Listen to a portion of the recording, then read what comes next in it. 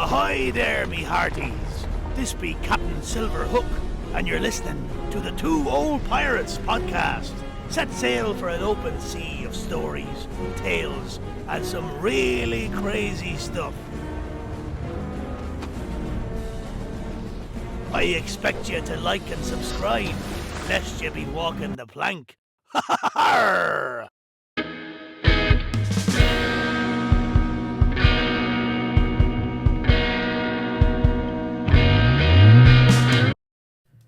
Hello, everybody, and welcome to episode 73 of the Two Old Pirates. I want to go ahead and forewarn you that tonight's episode will be the darkest and most disturbing episode that we have ever done on this podcast. So, listener discretion is advised. But this is the true story of the cannibal killer of Rockport, Texas. This is a true story. So, many years ago, there was a young man who lived in Rockport, Texas. His name was Daniel Rakowitz.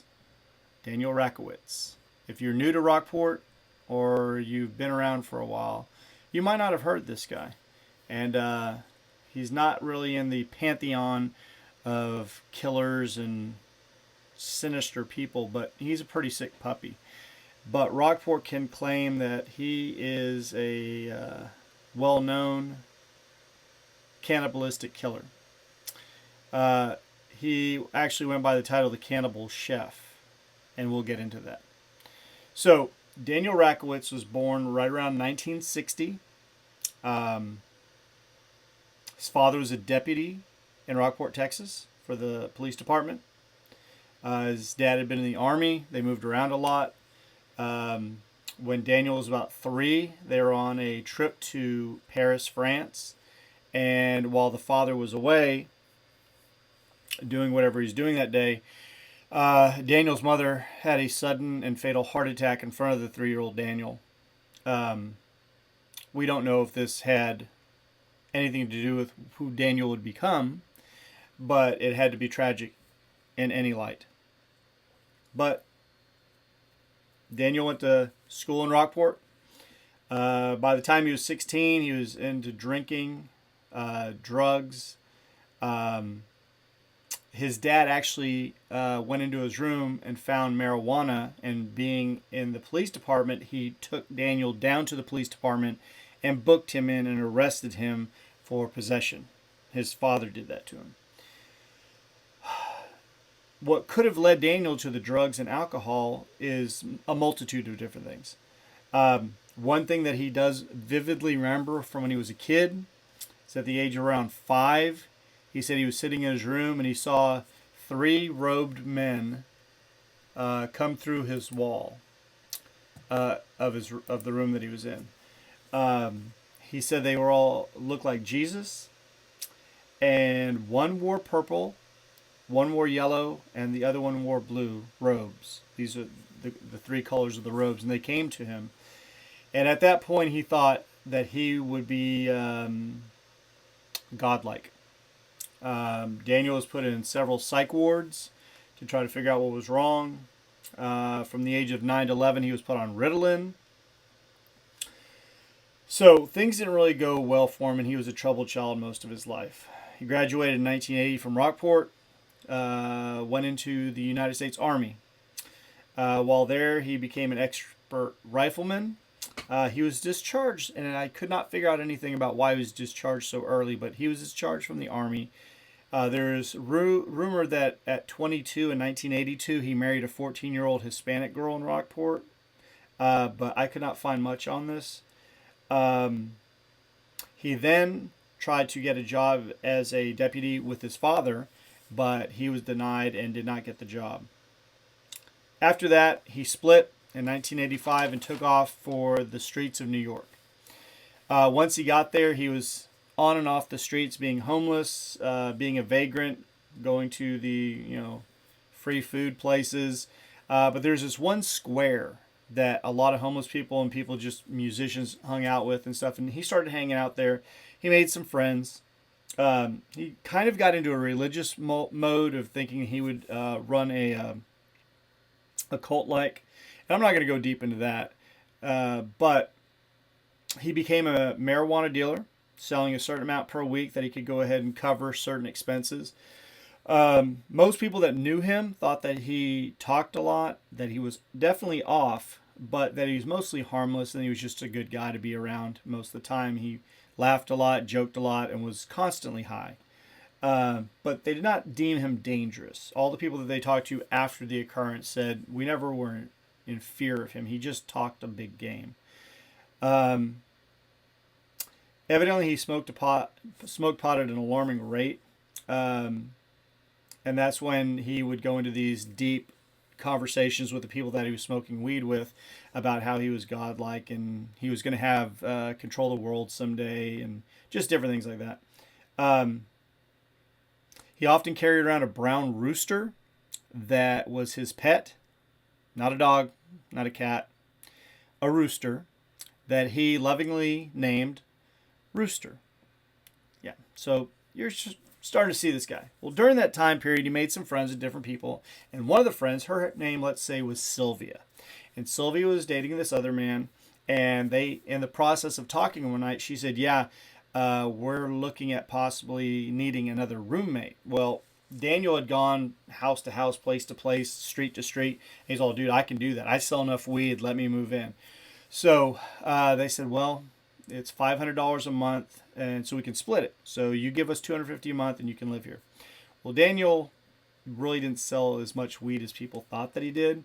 And after living there for a little while, they figured out, man, Daniel's not going to really be able to work out. He loved the fact that he was going to have a shower, and there was television now, and they could watch TV. But soon after he moved in, within a month or so, the couple that was living there, they started to fracture their relationship, and they were like, we can't live together. So they were going to go ahead and break up, and they said, hey, Daniel, we're going to leave you it for the rest of the month. After that, when the lease comes up, we don't know what you're going to do.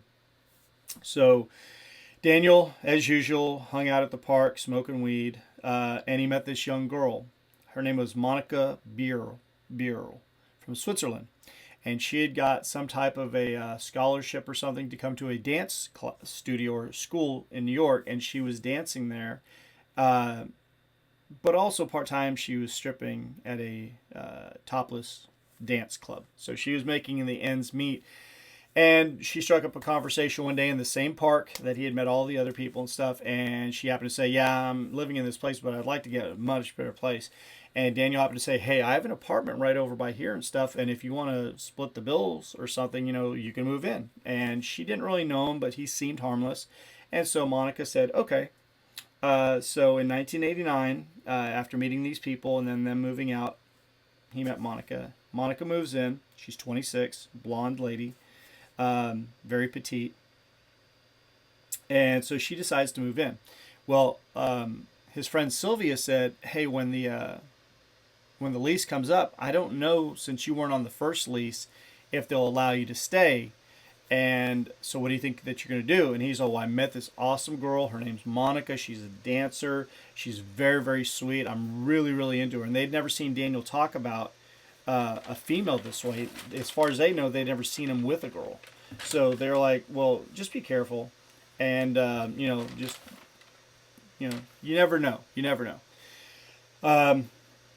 The first night that Monica came over, evidently they smoked a couple joints and had sex, and that was it for him. Man, I am in love, and this is the chick, and he was telling everybody in the park every single day she's going to be the one and stuff. Well, Sylvia came over and met Monica and didn't get the same vibe that Monica was as into Daniel as Daniel was into Monica. And she told him, she's all, hey, when you sign this lease, make sure you put your name on it. Because I have a bad feeling about this girl, and if she puts her name on it, you might not have a place if she kicks you out, because I can't save you then. My name's on the lease right now till it runs out. When it runs out, make sure you put, I will. Daniel never did that. So after about a week and a half, just over a week and a half, the lease came due. And Monica signed the lease under her name. She talked Daniel into it, saying, don't worry, you can always stay here forever as long as you want.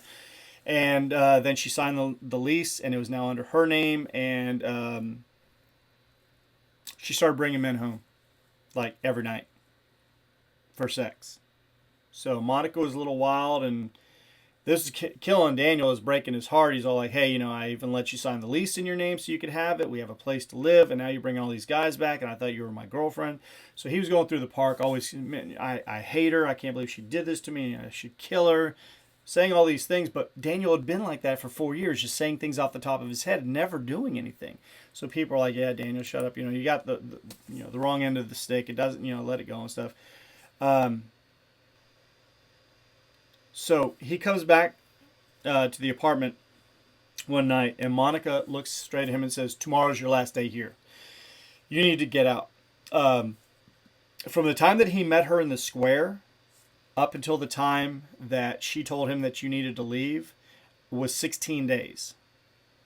That's not a long time to know somebody. And in 16 days, she had gone from not knowing him at all to having a physical relationship with him, to getting him to allow her to put her name on the lease, to eventually saying, hey, tomorrow's your last day. You're going to have to hit the road. As you can tell, Daniel is probably not mentally fit for anything, especially rejection. And so he tells people he ended up killing her. And nobody believes him. And the next couple days, he is seen out in that same square where he met his friends and used to smoke pot and talk to people. And then he met Monica. And he is feeding the homeless. He's got a big batch of soup, and he's pouring out ladles of soup to all these homeless people, and they're eating it up. Well, what happened was Sylvia came by to get her last bit of things out of the apartment, since the lease was just about to move now into Monica's name. And she came home, and the lights were out. She turned on the lights. She went in. She saw the TV was on, so there's just a dim light. She went into her bedroom, got the rest of her things. She looked at Monica's room. Door was closed. Very, very quiet. Didn't see anybody. She walked back over by the kitchen going out, and when she did, she saw something on the stove. She turned on the light. She goes over and looks in the pot on the stove, and it's Monica's head. Daniel had cooked her head. And to cook your head, you have to have it cut off. Sylvia freaked out. And as she was leaving, she passed by the bathroom and she looked in the bathtub. And in the bathtub, there was the remains of Monica. There was her rib cage, just the ribs. There was intestines, huge amount of blood.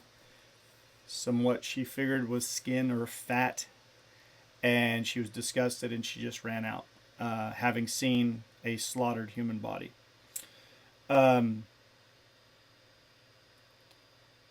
She didn't call the cops. She knew that Daniel had a beeper. For you younger folks, you might need to look into what a beeper is, but she knew Daniel had a beeper, so she called the beeper and left him a message basically saying, Daniel, I was just by your place. Is that really Monica? Is she really dead? And he replied back, yes, I had to do it. She drove me to do this. I had to do this. They decided to meet in the park, same park. And he profusely apologized that Sylvia had to see any of this. And he said Monica had made him do it, that he was going to have to move out the next day, and he just did it. He said he came up from behind and strangled her. He stomped on her head over 10 times, and he stabbed her in the chest area over at least 30 times. He then cut off her head and dismembered the rest of her body in the bathtub. He then said he made a soup with her brains. He cracked open her skull and took out her brains, cooked that, made a soup. Said he was nervous to taste it but had this overwhelming feeling that he had to. And so he took a sip of the cooked brain soup and liked it. So he ate the rest. He then said he saw the remains and decided to boil them. And he boiled and cut up parts of her flesh that he made into steaks, which he also ate. And then took the rest of the fatty and clumped up meat that he had boiled and made a stew or a soup, and brought the whole thing down and fed Monica to the unwilling homeless men and women of that same park that he used to go out and listen to music and smoke weed and talk to his friends. For several days he fed the people. He kept the skull. I don't know if it was a trophy. There's word that he at one point looked at it and said she was more beautiful as a skull than what she had looked like before. It's kind of rude. He took it to a storage facility at the Port Authority in New York City and stored it away there with a couple other bones that he kept.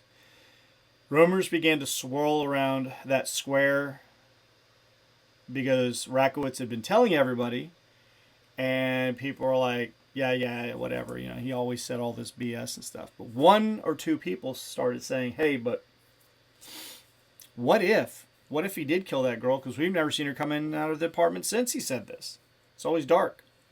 So one person made the phone call to the police, and they showed up. They could not find anything. Daniel had done a very good job of cleaning up that apartment. They didn't find anything. He had, in fact, stayed an extra 2 weeks until the lease ran up for the next month that the bill was due. So he stayed for an extra 2 weeks, and during that 2 weeks, that's when people were like, hey, see Daniel coming and going. We don't really see this girl Monica anymore. Maybe he did kill her. Finally, someone called the cops. He had moved out. He was found. He was brought in. And what the cops found when they went in to look for him, this is something I forgot to tell you, is that with a black magic marker in different parts of the apartment, he had written, "Is it soup yet?" Think about that. Made a huge, huge vat of soup of human remains of Monica for the homeless to eat. And he had also eaten her brains in a soup. And he wrote, "Is it soup yet?" The other thing that he wrote that was peculiar was Charlie Gines Spawn Ranch East. And if you don't know what that means, is he split up Charles Manson, Charlie, and Ed Gein, who was a cannibalistic murderer in the 1950s, and put those names together as Charlie Gines. And then the Spawn Ranch out in California is where Charles Manson and his family lived during the Helter Skelter murders of the 60s. And that was on the West Coast. So this guy put the Charlie Gines Spawn Ranch East, as though to say this is the East Coast. He's a sick puppy. So he was arrested in August of 1989 for the murder of Monica Burrell, the dismemberment, and the cannibalization of the body. In January of 1991, ladies and gentlemen, he is found not guilty. Not guilty. By reason of insanity. This is a type of defense that some people have tried to put on, and it only works in like less than 5% of cases ever. Daniel Rakowitz was one of that rare percentage that got it to work. He is found not guilty. Although there was more than enough information from eyewitnesses, Sylvia came forth and did 5 hours of interview with the police and told them everything. They talked to the homeless people and said, yes, he did feed us all this soup, and it had big chunks of meat and stuff. And Daniel did say he did eat her brain, that he did strangle her. So everything was there, but he was found not guilty by reason of insanity, and he was placed in a psychiatric ward for future viewing, reference, whatever you want to call it. In 2004, that psychiatric ward found that he was no longer a threat to anyone. But he was still mentally ill and should remain hospitalized.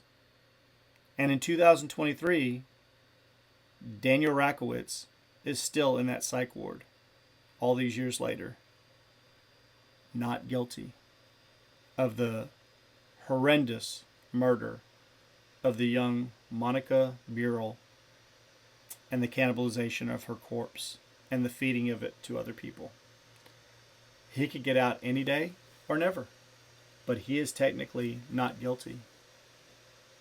I hope that you enjoy this episode of The Two Old Pirates and this strange, bizarre case of Rockport's own cannibalistic murderer, Daniel Rakowitz. If you enjoy this, please leave a comment. Please subscribe if you haven't. There's 89% of you that watch these and don't subscribe. Just hit that little red button. Make me so happy. Let's get to 700. But if you have any questions, comments, anything, make sure that you go ahead and leave it, and I'll get back to you as soon as I can. For the Two Old Pirates, this is Eric. Peace, and have a great day.